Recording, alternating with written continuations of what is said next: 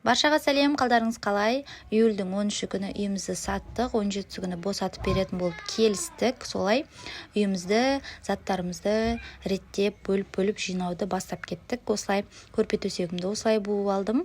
Телевизор, стиральный машина және де микроволновканы ғана алып кеттік техникадан.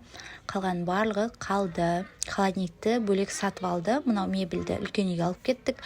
Қалған барлығы қалды. Қараңыздаршы, менің гардеробым, өзім жақсы көретін кухням, қимай осылай видеоға түсіріп, барлығын жалтыратып, жуып, тазалап, кешкісін 17 күні 11:30-да шығып кеттік.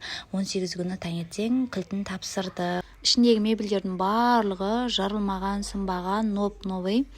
Солай үйді тапсырып, енем, күйеуім, бала-шағамыз барлығымыз пойызбен үлкен қалаға қарай үй алуға шықтық. Қай қала деп ойлайсыздар? Толық білгілеріңіз келсе, Instagram парақшама өтсеңіздер болады.